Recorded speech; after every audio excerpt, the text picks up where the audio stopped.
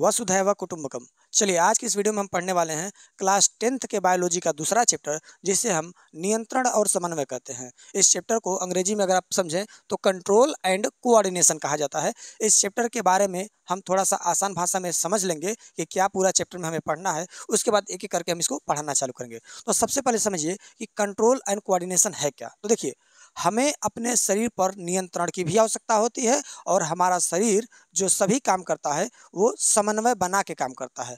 अब इन दोनों बातों को समझने के लिए आप ध्यान समझिएगा।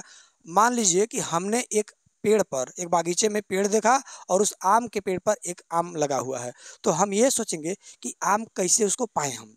अब समझिए, तो देखा आम को और आम के पेड़ को आँख ने। देखने का काम कौन किया? आँख किया।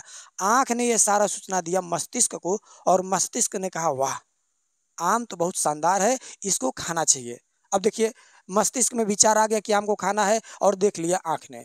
तो ये आँख और ये मस्तिष्क आपस में मिल के काम किए कि नहीं किए? ये देखा और इसको बताया। क्या आँख को आम खाना था? नहीं, आँख को आम से मतलब ही नहीं है। लेकिन हाँ, आँख जानता है कि इसी शरीर में कोई खाने वाला भी है, कोई पचाने वाला भी है। तो क्योंकि ये पूरा शरीर मानव का एक तरह से मिलजुल के तंत्र की तरह काम करता है, तो इसलिए आँख ने आम को देखा और मस्तिष्क को बताया। अब मस्तिष्क क्या कर सकता है? मस्तिष्क के पास हाथ पैर तो है नहीं कि मस्तिष्क चल के जाए आम को तोड़ ले। तो मस्तिष्क सूचना देता है, ऑर्डर देता है पैर को कि बाबू पैर तुम चलना चालू करो। आज चलते चलते कहाँ पहुँचो? आम के पेड़ के पास। अब हुआ ये, आम के पेड़ के पास जो पैर था वो चलते चलते चलते चलते पहुंच गया पेड़ के पास।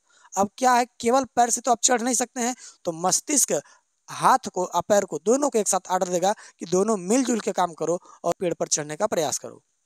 अब क्या हुआ कि पेड़ पर चढ़ना चालू कर दिया हाथ और पैर ने मिलके। अब जब पेड़ पर उस डाल पर पहुंचे हम, तो देखें क्या कि आम नज़दीक है। अब क्या पैर से तो आम तोड़ नहीं सकते हैं, तो मस्तिष्क कहता है कि पैर अब थोड़ा तुम रुको और हाथ तुम आगे जाओ और उंगलियां तुम लोग आम को पकड़ो और तोड़ो। तो मस्तिष्क हाथ को, उंगलियों को जो जो इशारा कर रहा है, जो जो सूचना दे रहा है, ये सारे अंग उसी तरह से काम कर रहे हैं। अब आम को तोड़ने के लिए तोड़ लिया गया। अब हाथ आम को तोड़ तो लिया, लेकिन खा नहीं सकता है। खाने का काम करेगा मुंह में, तो आम को लेके इंसान मुंह में रखता है और उसको खाना चालू करता है, तो खा रहा है। अब मुंह अपने अंदर आम को रख नहीं सकता है क्योंकि ये पचाने का काम नहीं कर सकता, तो ये आगे भेज देता है पेट में, अमाशय में। तो इस तरह से प्रक्रियाएं चलती हैं। तो इस छोटी सी कहानी में आप लोगों ने ये सीखा कि किस तरह से हमारा शरीर मिलजुल कर कोई काम को करने के लिए एक साथ मिलजुल रहा है। जैसे मान लीजिए, अगर आप कहीं रोड पर जा रहे हैं, कई बार आपने देखा भी होगा कि अगर कहीं पैसा वैसा कोई गिरा रहता है तो लोग जबरदस्ती पैर रख के उसी पर चढ़ जाते हैं और आसपास ध्यान से देखते हैं कोई है कि नहीं है। अगर कोई नहीं हुआ तो धीरे से पैसा उठा के जेब में रख लेंगे, और नहीं तो तब तक उसी पैसे पर इस तरह से खड़े रहेंगे। ये क्या है? इंसान सोचता है कि आखिर ये पैसा जो हम देखे हैं, ये देखे हम है तो हमारा होना चाहिए, किसका गिरा है भाड़ में जाए। देखे हम है ना, तो पैसा किसका हुआ? हमारा हुआ। तो इंसान आराम से जब चारों ओर देख लेता है तब उस पैसा को उठाने का प्रयास करता है। आप खुद सोचिए, रीढ़ का हड्डी बोल दे कि हम झुकबे नहीं करेंगे, तुम उठाओ ना देखें कैसे, तो क्या चुंबक की तरह तो उठाएंगे नहीं? रीढ़ का हड्डी थोड़ा सा बैंड होता है, झुकने देता है, तो हाथ पहुंचता है, उठा पाता है। और डायरेक्ट कोई उठा सकता है? नहीं उठा सकता है। तो इस पूरे कहानी से हमें ये पता चल रहा है कि किस तरह से कोई भी छोटा से छोटा और बड़ा से बड़ा काम को करने के लिए हमारे शरीर के सभी अंग एक दूसरे की सहायता कर रहे हैं, मिलजुल के काम कर रहे हैं। इसी को हम समन्वय कहते हैं कि मिलजुल कर कार्य करना। एक देश को अगर चलाना हो तो क्या कोई अकेला एक व्यक्ति नहीं चला सकता है? क्योंकि इस देश को चलाने के लिए सरकार जो होता है वो कई टुकड़ों में होता है। जैसे केंद्र सरकार हो गया, राज्य सरकार हो गया, ठीक ना, जिला प्रशासन हो गया। इस तरह से कई टुकड़ों में चलाया जाता है, तब जाके चल पाता है। चलिए, तो नियंत्रण आप समझ गए कि हमारे बॉडी के हर पार्ट पर नहीं कर सकते हैं। कुछ ऐसे पार्ट होते हैं जो हमारे कंट्रोल से बाहर होते हैं, वो ऑटोमेटिक कंट्रोल होते हैं मस्तिष्क से, हम अपने इच्छा अनुसार नहीं कर सकते हैं। लेकिन बाकी जो कुछ ऐसे हैं, जो पार्ट हैं जिन्हें हम खुद कंट्रोल करते हैं कि उन्हें कब काम करना है कब नहीं। मान लीजिए आप रोड पर गए, आप पता चला आपका पैर आपके कंट्रोल में नहीं है, नियंत्रण में नहीं है, और जैसे ट्रक आ रहा है आपका पैर कहा चलो चलो चलो, ले जाके खड़ा कर दिया ट्रक के सामने। अब ट्रक आया और आपका एकदम मसाला की तरह से बिछा के चला गया, तो हो गया गलती। इसका मतलब पैर क्या होना चाहिए? हमारे कंट्रोल में होना चाहिए, और पैर है भी। चलिए इसको पढ़ते हैं। इंट्रोडक्शन क्या है? लिखा है, सभी सजीव अपने पर्यावरण में हो रहे परिवर्तनों के अनुरूप अनुक्रिया करते हैं। पर्यावरण में हो रहे ये परिवर्तन जिसके अनुरूप सजीव अनुक्रिया करते हैं, उद्दीपन कहलाता है। जैसे कि प्रकाश, ऊष्मा, ठंडा, ध्वनि, सुगंध, स्पर्श आदि। देखिए, हमें अपने आसपास के वातावरण को पता करने के लिए अपने कुछ विशेष अंगों का इस्तेमाल करना पड़ता है, जिसे हम ज्ञान इंद्रिय कहते हैं। जैसे बात समझिए, अगर हमारे आसपास ठंडी का माहौल है या गर्मी है, ये कैसे पता चलता है? तो हमारी स्किन द्वारा यानी त्वचा से हमें पता चलता है कि कितना ठंडी है या गर्मी है। अब जैसे मान लीजिए अक्टूबर का महीना चालू होता है, अक्टूबर के बाद नवंबर, दिसंबर, जैसे जैसे ठंडी बढ़ते जाता है वैसे वैसे हमारी जो त्वचा है हमको सिग्नल देती है कि ठंडी बढ़ रहा है, तुरंत स्वेटर कोट जैकेट निकाल के हम लोग पहन लेते हैं। और जैसे जैसे मार्च अप्रैल मई आना शुरू होता है तो हमारा जो त्वचा है ये संकेत देता है कि गर्मी पड़ रहा है, ये मोटा कपड़ा निकालो और पतला कपड़ा पहनो, तो इसे पहन लेते हैं हम लोग। तो कहने का मतलब ये हुआ कि हमारे वातावरण में यदि कोई घटना हो रही है तो उसे हम उद्दीपन कहेंगे। हमारे आसपास कोई भी घटना हो रही है तो उसे उद्दीपन कहेंगे, और उसी उद्दीपन के हिसाब से अगर हम कोई क्रिया करते हैं उसे अनुक्रिया कहेंगे। पहला हो गया उद्दीपन, दूसरा हो गया अनुक्रिया। जैसे एग्जांपल से समझिएगा, अगर कुत्ता, हम सड़क पे मान लीजिए जा रहे हैं, अब कुत्ता ने देख लिया, हम भी कुत्ता को देख लिए, अब हमारे मन में ही चलेगा कहीं काटेगा तो नहीं, हम उसको देखते हुए डरते हुए जा रहे हैं। अब जैसे कुत्ता भौं भौं किया 4 बार, अरे बाप रे बाप, तुरंत भागना चालू करेंगे 80 की रफ्तार में। काहे? क्योंकि कुत्ता जैसे भौंका, उद्दीपन, तुरंत हम एक्शन ले लिए, अनुक्रिया। उसी तरह से अगर बाहर अचानक से ठंडी बढ़ जाए तो तुरंत आप घर की तरफ भागेंगे और क्या करेंगे, एक स्वेटर एक जैकेट पहनेंगे, या कहीं अगर ऐसे जगह पे हैं तो आग जला के हाथ सेकना चालू करेंगे, क्योंकि अचानक ठंडी बढ़ना उद्दीपन हुआ और उसी के हिसाब से हम एक्शन किए यानी अनुक्रिया किए, और क्या किए, वो ठंडी से अपोजिट काम किए कि हमें गर्मी हो। अगर गर्मी हो रहा है तो लोग क्या करते हैं, तुरंत फैन चालू करेंगे या एसी चालू करेंगे, क्योंकि गर्मी वातावरण में परिवर्तन है और ये हमारे लिए उद्दीपन है। और तुरंत हम फैन चालू किए, एसी चालू किए, ये अनुक्रिया है।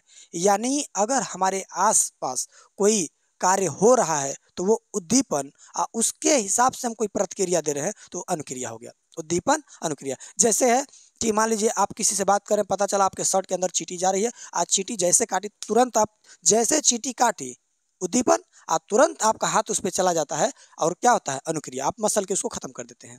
मच्छर काट रहा है तुरंत उसको मार देंगे। तो जब भी उद्दीपन होगा तुरंत आप अनुक्रिया करेंगे। चलिए इसको थोड़ा सा एग्जांपल समझ लेते हैं। ध्वनि है, जैसे मान लीजिए ध्वनि क्या है कि अगर अचानक से आपके आसपास कोई डीजे बजना चालू, तुरंत आप कान अपना बंद कर लेते हैं।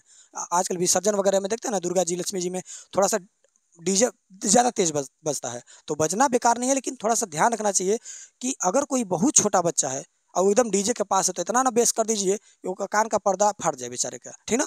तो ध्वनि आप जब ज़्यादा सुनते हैं, जब आपके कंट्रोल से बाहर है, तो क्या हो गया, उद्दीपन हुआ, तुरंत आप कान बंद गए, अनुक्रिया, अब ध्वनि बजता रहे, आपका कान तो बंद है, सुरक्षित है।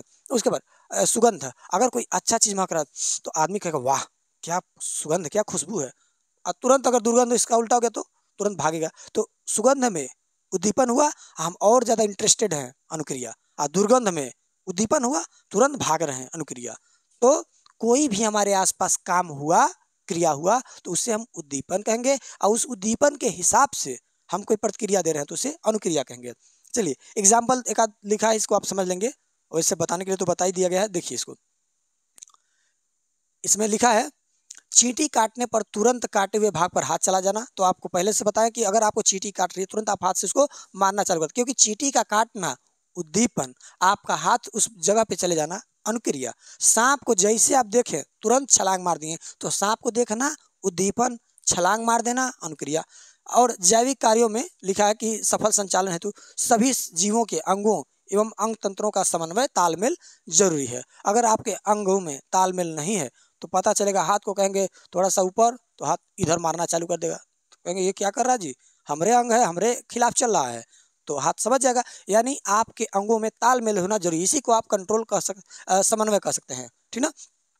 अब देखिए लिखा क्या है, अब इसको हम समझेंगे कि समन्वय जो कंट्रोल और कोऑर्डिनेशन है वो कैसे कैसे होता है जीवों में। जैसे इंसानों में किस तरह से हो रहा है, जानवरों में कैसे हो रहा है, पौधों में किस तरह से होता है, और क्या सूक्ष्म जीवों में भी ये सब है। इन सब चीज़ों को हम पढ़ने वाले हैं। तो सबसे पहले यहाँ पे हेडिंग लिखा है कि पौधे एवं जंतु अलग अलग प्रकार से उद्दीपन के प्रति अनुक्रिया करते हैं। यानी पौधों में जो अनुक्रिया है वो अलग टाइप का है, और जंतुओं में अनुक्रिया अलग टाइप का है। देखिए कुछ ऐसे अनुक्रिया हैं जो हम करते हैं लेकिन पौधे नहीं करते। जैसे बात समझिए, आप सड़क से जा रहे हैं, कोई कहा और भाई क्या हाल चाल है, अब तुरंत मार दिया एक झपड़।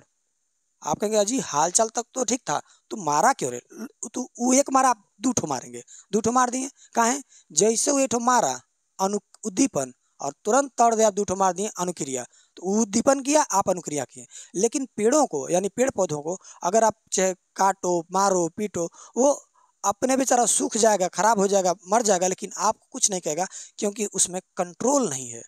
उसमें जो कह सकते हैं अनुक्रिया तो आप उसके साथ कर रहे हैं, अनुक्रिया कर रहे हैं, उद्दीपन तो आप उसके साथ कर रहे हैं, लेकिन वो अनुक्रिया कर नहीं सकता जिस तरह के आप कर सकते हैं। नहीं तो अगर उसके में भी ये इस तरह से कंट्रोल होता कि वो अपने शाखाओं को जब चाहे कंट्रोल कर लेता, तो धई के एक मोटा सा शाखा लेता और कहता हमको काटने आए हो, हमको मारता धड़ाक से, मारता तुरंत धड़ाक से, और लोग वहीं पे खत्म हो जाते हैं। तो हमको कहना नहीं पड़ता पेड़ बचाओ, जंगल बचाओ, नहीं, जंगल अपने आप सुरक्षित रहते सब। और नहीं तो जो कोई जाता जेसीबी वेसीबी पकड़ के डाली से इसी तरह जेसीबी को उठा के फेंकता, पता नहीं कहाँ जाता।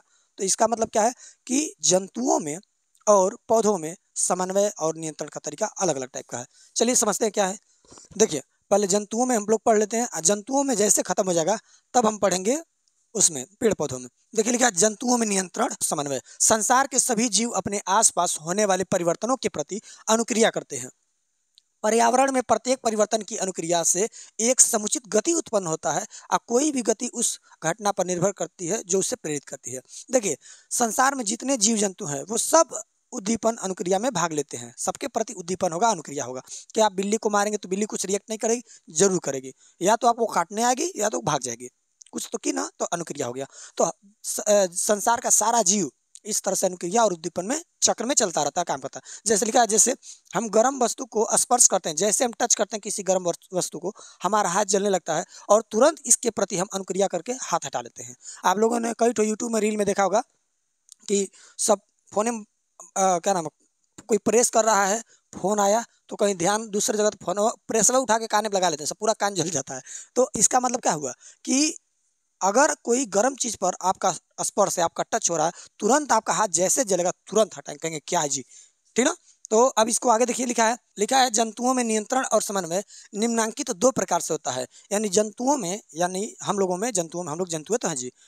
ये क्या कहता है बायोलॉजी, हम लोग को इंसान को जानवर के कैटेगरी में रखता है, इसीलिए बायोलॉजी का बस भैया दो कोश का है, दो टाइप की, जंतु कोश का, पादप कोश का, यानी प्लांट सेल, एनिमल से। हम लोग का है एनिमल, इस बात को एकदम याद रखिएगा। तो सुनिए लिखा है जंतुओं में दो टाइप की ये नियंत्रण और समन्वय होता है। पहला क्या है रासायनिक, दूसरा है तंत्रिकीय। यानी रासायनिक का मतलब हम लोगों में कुछ केमिकल कंट्रोल होता है, केमिकल द्वारा, रसों द्वारा कंट्रोल होता है, और कुछ ऐसा है जो तंत्रिका द्वारा होता है। अब जैसे बात समझिए, हम लोगों के शरीर में क्या सब कंट्रोल एक जैसे है? नहीं। अब देखिए अगर हमें जैसे कह सकते हैं कि हम बहुत ज़्यादा मीठा खा रहे हैं, बहुत ज़्यादा मीठा खा रहे हैं और मिठाई खाने का वैसे शौक है हमको, तो बहुत ज़्यादा जब हम लोग मीठा खाते हैं ना, तो हम लोग के शरीर में ग्लूकोज की मात्रा बहुत ज़्यादा बढ़ने लगती है। आज जब शर्करा की मात्रा आपके खून में बढ़ती है तो आपके अग्नाशय में इंसुलिन निकलता है, वहीं से बन के इंसुलिन निकलता है। और इंसुलिन का काम क्या है, ये भी एक केमिकल है। इंसुलिन ब्लड में मिल जाता है, आप ब्लड में बढ़े हुए ग्लूकोज को कहता है कम हो जाओ, बहुत ज़्यादा जाना जरूरी नहीं है, तो उसको कम कर देता है। तो जैसे आप मीठा खाएं, आपका ग्लूकोज बढ़ा, वैसे आपका इंसुलिन ग्लूकोज फिर कम करा देता है। तो ये क्या हुआ, ये हम तो हाथ से तो करते नहीं है कि चलिए भाई ग्लूकोज बढ़ा और जय महाकाल कम हो गया, नहीं होगा, क्योंकि इंसुलिन ही ग्लूकोज को कम कर सकता है। यानी शुगर आपको नहीं हो पाएगा। अगर आपका इंसुलिन ने धोखा दे दिया तब, अब मान लीजिए बहुत ज़्यादा खाएंगे, इंसुलिनो कह देगा भाड़ में जाओ, तुमको हमारा कोई चिंता ही नहीं है, हमारा जब देखो तब तुम मीठा खाते हो, हम ज़्यादा मेहनत करते हैं, अब बार बार तुम्हारे ग्लूकोज को कम करते हैं, अब जाओ खाओ आराम से, अब मीठा खाओगे तो मरोगे, क्योंकि तब शुगर आपको हो जाएगा। तो सुनिए, शुगर नहीं, इसको डायबिटीज़ कहते हैं, तो ध्यान से समझिएगा। हमारे अंदर यानी शुगर को, ब्लड शुगर को कंट्रोल करने का काम इंसुलिन का है। इंसुलिन एक केमिकल है, वो तो हाथ से नहीं कर सकते हैं। दूसरा ये है कि अगर इंसान में जो लैंगिक लक्षण आते हैं, मोच आना, दाढ़ी आना, ये सब, ये टेस्टोस्टेरोन हार्मोन की वजह से होता है। अब हार्मोन आपके अंदर बन रहा है कि नहीं, ये भी आपके हाथ में कंट्रोल है। तो शरीर में ऐसे कंट्रोल जो कि केमिकली हैं, कोई रस, विशेष प्रकार का रस निकलता है जो आपके शरीर में कंट्रोल करता है, उसे रासायनिक नियंत्रण कहते हैं। जैसे आपके शरीर में वृद्धि हार्मोन, पीयूष ग्रंथि से जो वृद्धि हार्मोन निकलता है, वो आपके शरीर को बढ़ाता है कि कितना बढ़ाना है, कितना पर रोक देना है। तो ये हार्मोन क्या है, केमिकल है। अतंत्रिकीय नियंत्रण का मतलब होता है जिसको आप कंट्रोल करें जाके, मतलब उसमें केमिकल का कोई रोल नहीं है, आपके फिजिकली कोई रोल है, आप किसी चीज़ को कंट्रोल करते हैं। जैसे समझिए, इसको लिखा है शरीर को वातावरण में होने वाले परिवर्तनों की जानकारी व उसके अनुसार प्रतिक्रिया करने के लिए तंत्र की आवश्यकता होती है। उच्च श्रेणी के जंतुओं में तंत्रिकाएं मिलकर एक तंत्र का निर्माण करती हैं, जिसे तंत्रिका तंत्र कहते हैं। सुनिए, सभी जीव जो धरती पर हैं, जो उच्च श्रेणी के माने जाते हैं, सूक्ष्म जीवों की बात नहीं हम कर रहे हैं, तो जो उच्च श्रेणी के जीव हैं उनमें तंत्रिका कोशिकाएं पाई जाती हैं जो मिलकर तंत्रिका तंत्र का निर्माण करती हैं। और हम किसी भी चीज़ से कह सकते हैं, कोई भी काम जब करते हैं तो इन्हीं तंत्रिकाओं की मदद से हमें चीज़ों को पता करते हैं और उनसे फिर अनुक्रिया करते हैं। जैसे बात समझिए, अगर हमें कोई चीज़ देखना अच्छा लगता है, जैसे कहीं बढ़िया पहाड़ पहाड़ हो, पर्वत हो, इस तरह से वहाँ देखना अच्छा लगता है, तो आँखों से उन चीज़ों को देख रहे हैं, तो आँखों में तंत्रिका कोशिकाएं हैं। अब यही तंत्रिका कोशिकाएं दिमाग को बताती हैं, दिमाग में भी तंत्रिका कोशिका है। किसी चीज़ को स्पर्श टच करना है कि मुलायम है, खुरदुरा है, ये सब यानी टोटली काम हम तंत्रिका कोशिकाओं की मदद से करते हैं। ठीक, आगे देखिए, इसमें रासायनिक में लिखा है कि जीवों में शारीरिक क्रियाओं का नियंत्रण तथा समन्वय तंत्रिका तंत्र के अतिरिक्त कुछ ऐसे यौगिक यानी रसायन के द्वारा होता है जिसे हम हार्मोन कहते हैं, ठीक ना, जो अंतःस्रावी ग्रंथियों द्वारा निकलती है। यानी हमारे अंदर जो हार्मोन वाली ग्रंथियां हैं वो अलग अलग टाइप की ग्रंथि है, अलग टाइप का रस निकालती रहती है। तो हर एक ग्रंथि अपना अपना कार्य करती रहती है और इसी रस से हमारे शरीर में कई कंट्रोल ऐसे होते हैं जो हम खुद नहीं कर सकते हैं, ये ग्रंथियां अब ऑटोमेटिक करती रहती हैं। अब जैसे पौधों में लिखा है, नोट में देखिए, नोट में लिखा है कि पौधों में नियंत्रण और समन्वय केवल रासायनिक होता है, केमिकल बस है, उसमें तंत्रिका नहीं है। हम पहले भी आपको बताएं, अगर पेड़ों में तंत्रिका होती तो एक व्यक्ति पेड़ नहीं काट सकता था। पेड़ तो छोड़िए महाराज, जब फल तोड़ने जाते ना तो पेड़ दोनों शाखा अपना डाल ला के और मूड़ी ऐंठ के तोड़ देता, कहता लो हो गया ना। उसको तो कानून पता नहीं है कि हम लोग के संविधान में कितना अनुच्छेद है, कितना कानून का फर्क पड़ता है जी, हम लोग से मतलब है ना, तोड़ देता हम लोग को। ठीक, तो बढ़िया है कि भगवान नहीं दिया, खराबो है कि नहीं दिए। अगला देखिए, अगला हेडिंग है जो दो हम पढ़े हैं कि तंत्रिका नियंत्रण और तंत्रिकाओं से और रासायनिक। तो सबसे पहले तंत्र की नियंत्रण पढ़ेंगे, नर्वस कंट्रोल एंड कोऑर्डिनेशन। अब इसको समझिए, तंत्रिका तंत्र क्या है। हमारे शरीर में बहुत बहुत ज़्यादा मात्रा में तंत्रिका कोशिकाएं पाई जाती हैं। ये सभी तंत्रिका कोशिकाएं एक साथ मिलकर एक तंत्र का निर्माण करती हैं जिसे तंत्रिका तंत्र कहते हैं, नर्वस सिस्टम कहते हैं। जैसे अगर हम आपको बताएं कि हमारे स्किन में, आँखों में, जीभ में, ये सब में तंत्रिका कोशिकाएं पाई जाती हैं। यहाँ तक कि मस्तिष्क में 90% भाग केवल तंत्रिका कोशिका से बना है, जबकि 10% हिस्सा ग्लियल सेल से बना हुआ है। तो इसीलिए कहा जाता है कि मस्तिष्क को सुरक्षित रखना बहुत जरूरी है, क्योंकि 90% क्या है, तंत्रिका कोशिका, 10% गिलियल कोशिका यानी गिलियल सेल्स का बना होता है। अब सुनिए, लिखा इसमें है कि मानव शरीर का वह तंत्र जो सोचने, समझने तथा किसी चीज को याद रखने के साथ ही शरीर के विभिन्न अंगों के कार्यों में सामंजस्य तथा संतुलन स्थापित करने का कार्य करता है, तंत्रिका तंत्र कहलाता है। तंत्रिका तंत्र तंत्रिका कोशिकाओं या न्यूरॉन के एक संगठित जाल का बना होता है और यह सूचनाओं को विद्युत आवेग के द्वारा शरीर के एक भाग से दूसरे भाग तक पहुंचाता है। जैसे बात समझिए, तंत्रिका कोशिका का रोल समझिएगा क्या है। आपकी स्किन में कोश, आपके पूरा जो त्वचा है, शरीर की सबसे बड़ा जो अंग माना जाता है त्वचा है, क्योंकि अब देखिए हर जगह तो फैला हुआ है क्या, त्वचा। तो त्वचा में आपके तंत्रिका कोशिका है। अभी होता क्या है कि जब भी आपको, मान लीजिए आप किसी से बात कर रहे हैं और धीरे धीरे आपके पैर पर चींटी चढ़ना चालू की, चींटी ने काटा नहीं है लेकिन चढ़ रही है, तो आपको पता चल जाता है कि हाँ चींटी कोई ना कोई जीव चढ़ रहा है हमारे ऊपर। तुरंत हमारा हाथ जाता है, बिना आप जहाँ बात करें बात करते रहिए, लेकिन आपका हाथ कहाँ चला जाएगा, उस पैर पे चला जाएगा कि हाँ जहाँ पे चींटी जा रही है। मच्छर मान लीजिए यहाँ पे काट रहा है, आप किसी से बात कर रहे हैं, अब बात करने में लीन है, नहीं ध्यान दे रहे हैं कि मच्छर कहाँ काट, लेकिन जैसे मच्छर बैठता है और जैसे अपना वो चोंच इंजेक्शन अंदर किया, तुरंत हम लोग को पता चलता है क्या, क्योंकि तंत्रिका कोशिका यहाँ की तुरंत एक तंत्रिका अपने अगले वाले को बताएगी, अगले वाली अपने अगले वाले को बताएगी। इस तरह से करते ये जाल से आपके कहाँ तक आता है, मेरू रज्जु, स्पाइनल कॉर्ड में जानकारी आती है, तुरंत मस्तिष्क तक जाता है और मस्तिष्क तुरंत हाथ काट देता है कि कर क्या रहे हो यार, मारो मच्छर साहब गए। ठीक, तो इस तरह से हम तंत्रिका कोशिकाओं से कंट्रोल करते रहते हैं और ये जानकारी जो है विद्युत आवेग, बिजली की स्पीड से जानकारी आती है। आप खुद सोचिए, मच्छर ने आपको काटा, तुरंत आपको पता चला, यहाँ से जानकारी तो क्या मस्तिष्क में, अब मस्तिष्क से तुरंत हाथ में जानकारी है, हाथ ने इसको मार दिया। अभी इस हाथ को जानकारी क्या है, मस्तिष्क नहीं देता, पैबा नहीं करेगा, मारेगा कहाँ से, जब तक ये आएगा तब तक मच्छर उड़ जाएगा। समझ गया। तो ये था तंत्रिका तंत्र यानी नर्वस सिस्टम। अभी आगे देखते हैं क्या है। अगला हेडिंग है ग्राही, जिसे हम कहते हैं रिसेप्टर। ग्राही यानी रिसेप्टर क्या है, तो देखिए, हम अपने आसपास की सूचनाओं को जिन विशेष अंगों द्वारा जान पाते हैं उन्हें हम ग्राही अंग कहते हैं। जैसे इसमें क्या लिखा है कि क्या क्या हमारे पर्यावरण में सूचना होती है, जैसे 5 प्रकार के हमें पता होता है कि ग्राही होते हैं, 5 प्रकार के। अब जैसे छोटे क्लासों में हम लोग को पढ़ा गया है कि 5 गो ज्ञान इंद्रियां होती हैं, आँख, कान, नाक, जीभ, त्वचा, हमारा स्किन है और बाकी 4 ये सब हैं।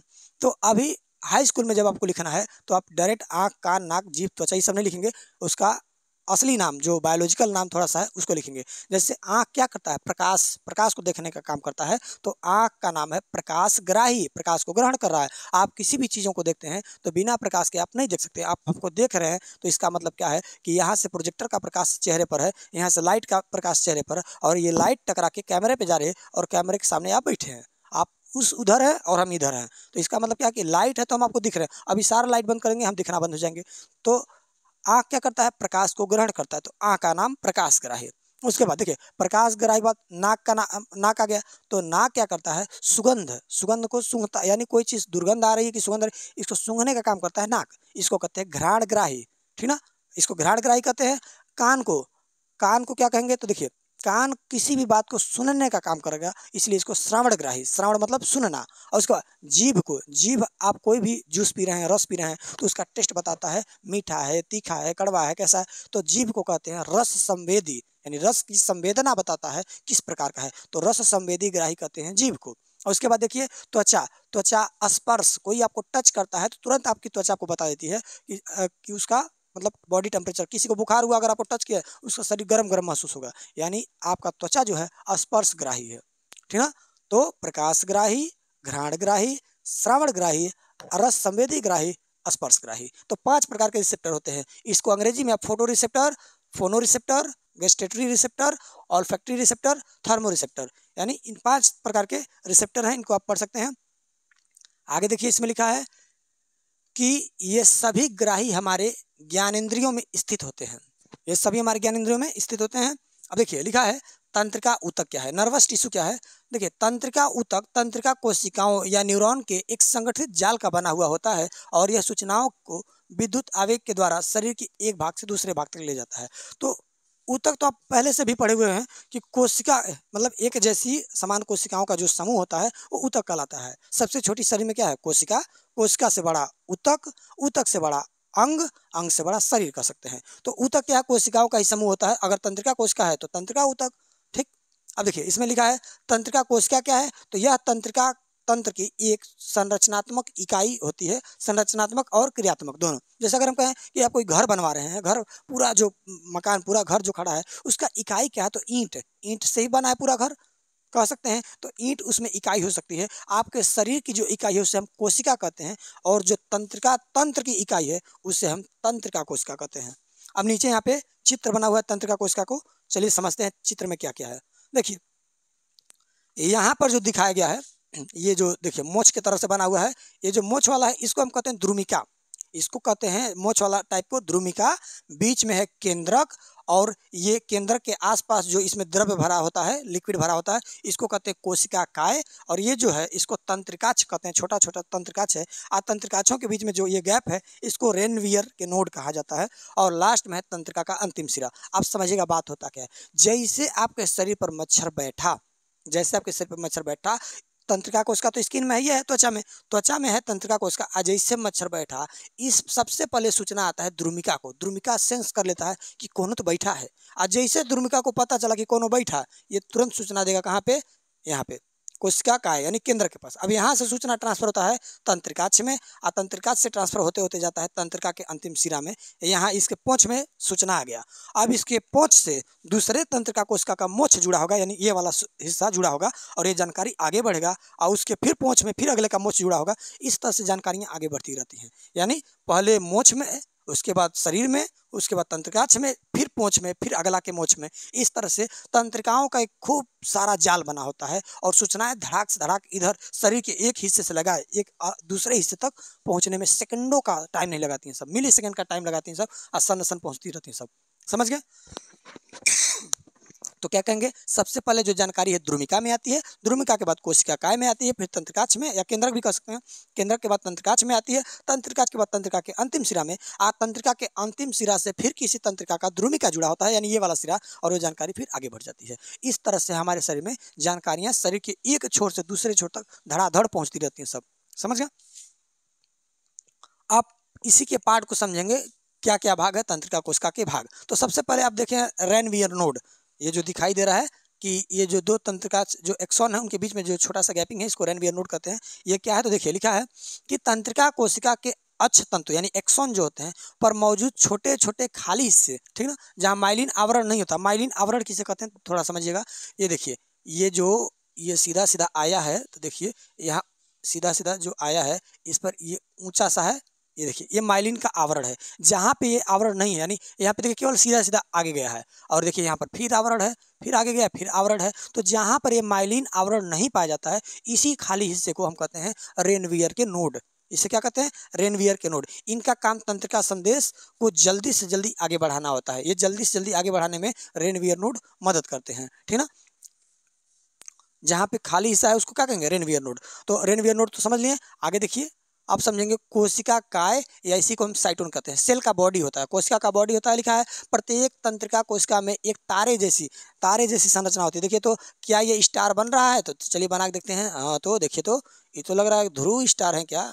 देखिए, ये देखिए स्टार जैसे संरचना। तो प्रत्येक तंत्रिका कोशिका में स्टार जैसा जो संरचना होता है, तारा जैसा, इसी को हम कहते हैं साइटोन या कोशिका काय कहा जाता है। साइटोन कहिए या कोशिका काय कह सकते हैं। चलिए आगे देखिए,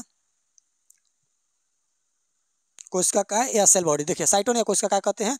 और कोशिका काय में कोशिका द्रव्य तथा एक बड़ा केंद्रक होता है। जो आप सेल बॉडी देखे हैं उसमें क्या होता है? एक केंद्रक होता है और उसमें लिक्विड भरा होता है, कोशिका द्रव भरा होता है। अब द्रुमिका को डेंड्राइट्स कहते हैं। द्रुमिका क्या है? लिखा है कोशिका काय से अनेक, यानी जो सेल बॉडी था उससे अनेक पतले पतले तंतु निकले थे, जिसको मोच बोले हैं अभी। तो सारे मोच जो पतले तंतु निकले होते हैं उन्हें हम डेंड्राइट्स कहते हैं। डेंड्राइट्स क्या होता है? यानी द्रुमिका क्या करती है? संवेदनाओं को ग्रहण करके उनको कोशिका काय में भेजता है। जैसे मोच, पहले कोई भी मच्छर, कोई भी कीड़ा मकोड़ा आपके शरीर पर कुछ भी टच हुआ तो सारा वो जानकारी पहले कहाँ जाएगा? द्रुमिका के पास। द्रुमिका कोशिका काय में भेजेगा, कोशिका काय से एक्सॉन यानी तंत्रिकाक्ष में आया, और तंत्रिकाक्ष से गया कोशिका के अंतिम सिरा में, तंत्रिका कोशिका के अंतिम सिरा में। इस तरह से सिग्नल आगे बढ़ते रहते हैं। तंत्रिकाक्ष क्या होता है? तो लिखा है तंत्रिकाक्ष एक लंबी पूंछ जैसी संरचना होती है जो कोशिका काय को कोशिका के अंतिम सिरे से जोड़ती है, यानी सेल बॉडी को सेल के पूंछ से जोड़ देती है। इसी को हम तंत्रिकाक्ष कहते हैं। ये बहुत लंबी होती है, ठीक। कहा जाता है कि 1.5 से 2 मीटर लंबी तक हो सकती है। कोशिका काय से कोशिका के अंतिम सिरे तक संवेदनाएं विद्युत आवेग यानी बिजली की स्पीड से जो सूचनाएं होती हैं वो ट्रांसफर होती रहती हैं। चलिए अब पढ़ेंगे इसमें आगे। देखिए लिखा है तंत्रिकाओं द्वारा सूचनाओं का संचरण। इस हेडिंग में हमको ये बताना है कि जो सूचना है वो तंत्रिकाओं में किस तरह से आगे बढ़ती हुई जाती हैं। और कई बार पेपर में 1 नंबर में मल्टीपल टाइप क्वेश्चन पूछ लेता है कि बताइए इनमें से कौन सा सही है, यानी 4 चित्र आपको दे देगा, उसमें से पूछेगा कि सूचना कैसे बढ़ रहा है। तो चलिए हम बताते हैं। आपको पहले हम बता चुके हैं कि पहले क्या होता है तंत्रिका कोशिका में, जो द्रुमिका जो मोच है उसमें सूचना आता है, वो सेल बॉडी कोशिका काय को देती है, वहाँ से तंत्रिकाक्ष में जाता है। तंत्रिका के अंतिम सिरा में, अंतिम सिरा से फिर किसी दूसरे तंत्रिका कोशिका का द्रुमिका जुड़ा होता है, फिर मोच जुड़ा होगा, फिर पूंछ ले जाएगा, मोच से पूंछ ले जाता है। अब आगे देखिए, इसमें लिखा है सभी सूचनाएं जो हमारी मस्तिष्क तक पहुंचती हैं, ये सूचनाएं एक तंत्रिका कोशिका के द्रुमिका सिरे द्वारा उपार्जित होती हैं। यानी इस चीज को देखिए, इसको समझिए। ये देखिए, सबसे पहले सूचना आएगा यहाँ पर, जिसको हम द्रुमिका कहते हैं। द्रुमिका से जाएगा कोशिका काय में, कोशिका काय से आएगा तंत्रिकाक्ष में, तंत्रिकाक्ष से आएगा तंत्रिका के अंतिम सिरा में, अंतिम सिरा से देखिए फिर दूसरे तंत्रिका का मोच जुड़ा हुआ है, ये वाला द्रुमिका जुड़ा हुआ है। तो सूचना का प्रवाह कैसे हो रहा है? देखिए इस तरह से ऐसे सूचना का प्रवाह हो रहा है। इसका मतलब हुआ क्या कि इस तरह से देखिए, पहले द्रुमिका में आएगा, फिर कोशिका काय में जाएगा, फिर तंत्रिकाक्ष में आएगा, फिर अंतिम सिरा में आएगा, अंतिम सिरा से फिर द्रुमिका में आएगा, फिर कोशिका काय, फिर तंत्रिकाक्ष, फिर अंतिम सिरा। और 2 तंत्रिका कोशिकाओं के बीच में जो खाली जगह होता है उससे हम यहाँ पे देखिए, जो खाली जगह है इसे हम सिनेप्स कहते हैं या सिनेप्टिक दरार कहते हैं। ठीक है, इसमें लिखा देखिए जिसे हम सिनेप्स कहते हैं। और इसमें भरा क्या होता है? सोडियम भरा होता है। सिनेप्टिक दरार में क्या होता है? सोडियम भरा होता है। और ये क्या करता है? जैसे जो विद्युत आवेग आ रहा था उसको पहले रासायनिक में बदलता है संकेत में, और रासायनिक संकेत से फिर द्रुमिका क्या करता है? विद्युत संकेत में फिर आगे बढ़ेगा। यानी द्रुमिका में सूचना पहले आया, कोशिका काय में गया, उसके बाद तंत्रिकाक्ष में आया, तंत्रिका के अंतिम सिरा में आया, उसके बाद थोड़ा सा गैपिंग था, गैपिंग में भरा था, गैपिंग को हम कहते हैं सिनेप्टिक दरार या सिनेप्स कहते हैं। और इसमें भरा होता है सोडियम। सोडियम क्या करता है? जो बिजली संकेत में, यानी कह सकते हैं विद्युत संकेत में जो सूचना आ रहा है इसको रासायनिक संकेत में बदलता है, और रासायनिक संकेत के बाद फिर द्रुमिका क्या कर लेता है? इसको विद्युत संकेत में बदल लेता है, और फिर आगे बढ़ते रहता है। इस तरह से सूचना एक जगह से दूसरे जगह तक पूरे शरीर में फैलती रहती हैं और आराम से चलती रहती हैं। और बाद में लास्ट में कहा मस्तिष्क तक पहुंचने में इनको सेकंड का भी टाइम नहीं लगता है, इतना जल्दी ये काम होता रहता है। चलिए अब सिनेप्स क्या है, सिनेप्टिक दरार, इसको पढ़ेंगे। लिखा दो तंत्रिका कोशिकाओं के बीच स्थित रिक्त स्थान यानी खाली जगह जो है उसी को हम सिनेप्टिक दरार या सिनेप्स कहते हैं। एक बार पेपर देने गए थे हम पीईटी पेट का 2025 पेट का पेपर, 2025 नहीं था वो 2023 उसके आसपास में। उस समय ये सवाल पूछा था कि दो तंत्रिका कोशिकाओं के बीच में जो खाली जगह है उसे क्या कहते हैं। तो 4 ऑप्शन था, तो आप तो जान ही गए हैं सिनेप्स, इसी पर टिक करके आए थे हम। तो सिनेप्स होता है। लिखा है कि इसमें सोडियम भरा होता है और ये विद्युत आवेग को रासायनिक संकेत में बदल देता है।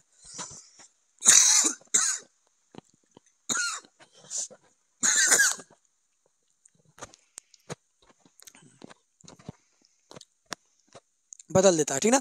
फिर रासायनिक संकेत से दूसरे कोशिका में विद्युत आवेग में परिवर्तन किया जाता है। अब होता क्या है, देखिए गर्मी के दिनों में शरीर से पसीना निकलता है तो साथ में सोडियम भी निकल जाता है, जिसके कारण सूचना आगे नहीं पहुंच पाता है और मनुष्य का मस्तिष्क द्वारा नियंत्रित नहीं हो पाता है, जिसके कारण गिर जाता है और इसे फिट आना कहते हैं। फिट आना मतलब चक्कर आना। जैसे बात समझिए, हम लोग के स्किन में तंत्रिका कोशिका है, है। अब होता क्या, जब खूब ज़्यादा गर्मी हो रहा है, खूब पसीना निकल रहा है, तो पसीना जब निकलता है तो साथ में जो तंत्रिकाओं के बीच में सिनेप्टिक दरार है उसमें सोडियम भरा है, अब पसीना सोडियम लेके बाहर निकलता है। और जब आपके शरीर में सोडियम का कमी हो गया तो तुरंत आपका बीपी लो हो जाएगा और ढह जाएंगे, गिर जाएंगे। इसे एक फिट आना कहते हैं, ठीक। तो गर्मी में थोड़ा नमक का मात्रा ज़्यादा लेना चाहिए, क्योंकि आपका नमक का मात्रा अगर निकल भी रहा है सोडियम का तभी आप में बना रहे। तंत्रिका तंत्र के भाग, तो सबसे पहले समझेंगे तंत्रिका तंत्र का दो ठो भाग है, एगो केंद्रीय तंत्रिका तंत्र, एगो परिधीय तंत्रिका तंत्र। केंद्रीय का मतलब जो शरीर के सेंटर में पाया जाता है उसको केंद्रीय तंत्रिका तंत्र कहते हैं, और जो शरीर से यानी सेंटर के अगल बगल पाया जाता है इसको परिधीय कहते हैं। तो तंत्रिका तंत्र कितना भाग, दो ठो। नर्वस सिस्टम का दो टाइप में, एगो कहते हैं CNS, एगो कहते हैं PNS। CNS यानी सेंट्रल नर्वस सिस्टम, शरीर के एकदम सेंटर में पाया जाता है। आप परिधि को कहते हैं PNS, पेरिफेरल नर्वस सिस्टम, ठीक ना। इसको हम कहते हैं PNS, इसको कहते हैं CNS, central nervous system, peripheral nervous system. समझ गए। अब इसमें होता क्या, देखिए केंद्रीय तंत्र का तंत्र में केवल दो चीज़ों को हम पढ़ेंगे, एक है मेरुरज्जु, एक है मस्तिष्क। ब्रेन को और स्पाइनल कॉर्ड को, ब्रेन और स्पाइनल। देखिए ब्रेन तो सबको मालूम है कहाँ पे होता है, तो एक खोपड़ा देख रहे हैं ना, खोपड़ा, इसी खोपड़ी के अंदर ब्रेन सुरक्षित होता है। ये खोपड़ी ब्रेन नहीं, इसके अंदरवा 3-4 लेयर के अंदर ब्रेन है, ठीक ना। पहले अगर आपको ब्रेन को देखना हो तो ब्रेन को देखने के लिए हम क्या करेंगे, सबसे पहले देखिए जो बाल दिखाई दे रहा है इसको काट के डॉक्टर टकला करता है, और डॉक्टर इसको काट के टकला करके उसके बाद क्या करता है, चमड़ी को, जो बाल के नीचे चमड़ी इसको काटता है, और चमड़ी को काटने के बाद अंदरवा हड्डी है, क्रेनियम नाम का हड्डी, क्रेनियम नाम की हड्डी को फिर काटता है। और काटने के बाद अंदर इन्हें कि अब इतना काट दिया, दिखाई दे दिया, अभी भी मस्तिष्क क्या है, एक फ्लूइड में अंदर फ्लूइड भी भरा होता है और एक झिल्ली होता है मेनिंजस, उसमें बंद होता है। 3 लेयर का झिल्ली है, इस तीनों लेयर के झिल्ली को पहला दूसरा तीसरा काटेगा तब जाके मस्तिष्क दिखाई देगा। तो मस्तिष्क के बारे में तो सब कुछ जानता है।